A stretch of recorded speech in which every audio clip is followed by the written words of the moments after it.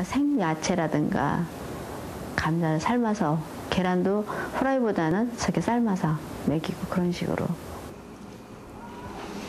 3개월 전과 비교해서 몰라보게 달라진 윤석이. 여긴 엄마의 정성과 관심이 있었고 이런 관심은 윤석이 스스로를 변하게 했다.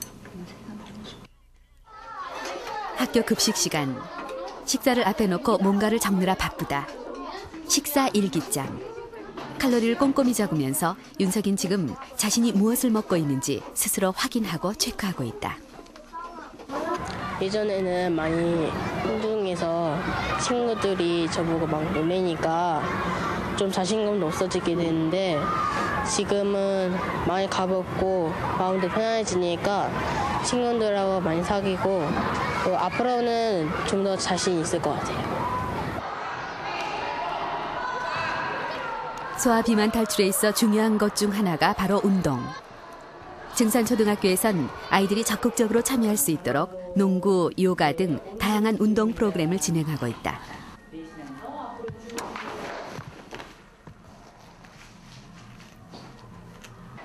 또한 3학년에서 6학년 학생들을 대상으로 일주일에 3번씩 빠르게 걷기를 가르치고 있다.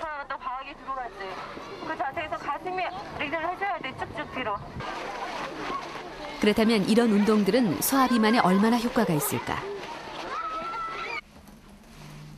등교 준비에 바쁜 5학년 소은이. 학교에서 규칙적인 운동 프로그램에 참여하고 있는 소은이와 그렇지 않은 정민이의 하루 운동량과 칼로리 소모량을 비교해보기로 했다.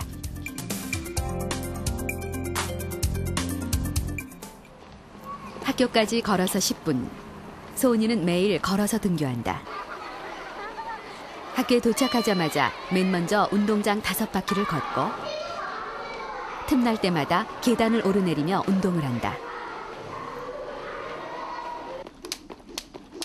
그리고 방과 후 학교에서 배운 줄넘기를 매일 30분 이상 잊지 않고 한다.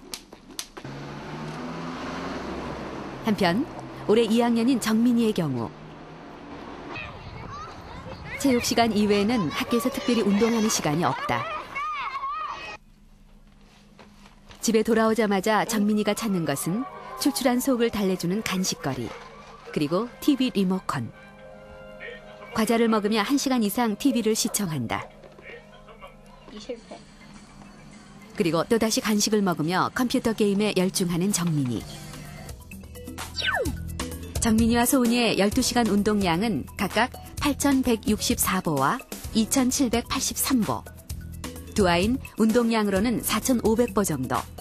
칼로리는 약 150kcal의 차이가 난다. 두 어린이의 차이는 하루에 150kcal인데요. 이 정도의 차이가 매일매일 축적이 될 경우에 상당히 큰 차이를 가져오게 됩니다. 즉, 한 달로 치면은 한 달에 체중 0.5kg 이상의 변화를 줄 수 있고 1년으로 치면 7kg의 차이를 가져옵니다. 비만에서 탈출하고 건강도 되찾기 위해 아이들이 음악에 맞춰 줄넘기 연습에 한창이다. 일주일에 3번 3학년에서 6학년 학생들을 대상으로 한 운동 프로그램 중 하나다. 그렇다면 줄넘기 운동은 아이들의 비만 탈출에 어떤 효과가 있는 것일까? 3명의 초등학생을 대상으로 실험에 들어갔다. 칼로리 소모량을 측정할 수 있는 장치를 부착한 후 3일간 매일 같은 시간에 30분씩 줄넘기를 실시했다. 각각 키와 몸무게가 다른 아이들. 줄넘기 운동은 이 세 아이들에게 어떤 영향을 미쳤을까? 적응이 낫지 않을까? 줄넘기를 하는 30분간의 칼로리 소모량을 측정해서 3일간의 평균값을 내봤다. 그 결과 같은 줄넘기 운동을 했지만 몸무게와 체질량 지수, 즉 BMI가 상대적으로 낮은 학생에 비해 몸무게와 BMI가 높은 학생의 칼로리 소모량이 더 높았다. 줄넘기 운동은 아이들에게 단순히 칼로리 소모량을 높이는 이외에 또 어떤 영향을 미쳤을까? 줄넘기 하기 전과 후 각각 혈액을 채취하고 변화를 살펴봤다. 검사 결과 놀라운 결과가 나타났다. 줄넘기 운동을 30분간 했을 때 아이들의 성장 호르몬 수치가 약 12배 정도 증가한 것을 확인할 수 있었다. 운동이 신체에 미치는 영향 중에 굉장히 중요한 요인이 바로 호르몬 대사입니다. 나이 드신 분들뿐만 아니라 어린 학생들에게서도 모두 나타나는 현상이 바로 호르몬의 증가인데요. 특히 어린아이들에게서는 그로스 호르몬, 즉 성장 호르몬의 분비가 왕성해지는 게 아주 특징적입니다. 따라서 비록 비만한 아동일지라도, 즉 성장 호르몬 대사가 중지가 돼가는 아동일지라도 운동을 규칙적으로 하게 되면 다시 성장 호르몬을 증가시킬 수 있겠습니다. 유산소 운동과 성장 호르몬의 상관관계는 미국 학회에서도 확인됐다. 줄넘기 등 30분 이상의 유산소 운동이 성장 호르몬의 분비를 촉진시킨다는 것이다. 비만 탈출 프로젝트 2달째인 증산초등학교 아이들은 그동안 얼마나 달라졌을까? 운동 프로그램에 참여하고 있는 6학년 학생들을 대상으로 그 변화를 알아봤다.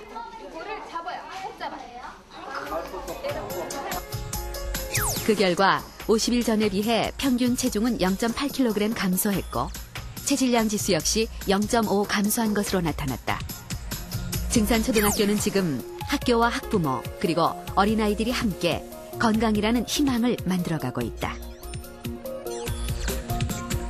단순하게 체중의 감소가 아니고 이 아이들이 그러한 건강한 생활습관, 식이요법이라든가 운동요법을 통해서 성인기까지 건강한 생활습관을 쭉 이끌어가서 건강한 삶을 영위하는 게 목적이거든요. 그래서 그런 면에서 저희가 학부모님하고 아이하고 학교가 꼭 같이 가야 된다는 것을 강조하고 싶습니다.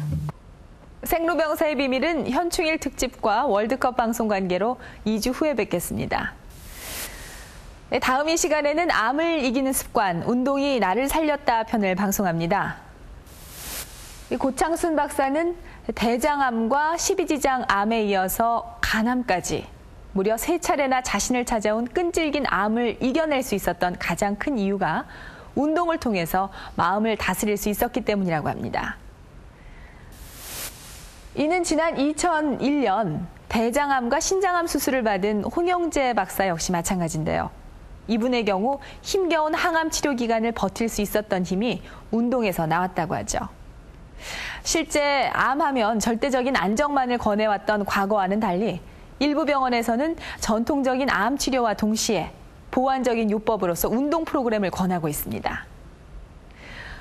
이 운동이 암의 진행을 막아주고 암 환자의 지친 몸과 마음을 일깨워주는 데 도움이 되기 때문인데요. 대체 운동은 암 환자들에게 어떤 힘을 주는 것일까요? 그리고 어떤 운동을 어떻게 해야 암을 이기고 예방하는 데 효과적인지 알아보도록 하겠습니다.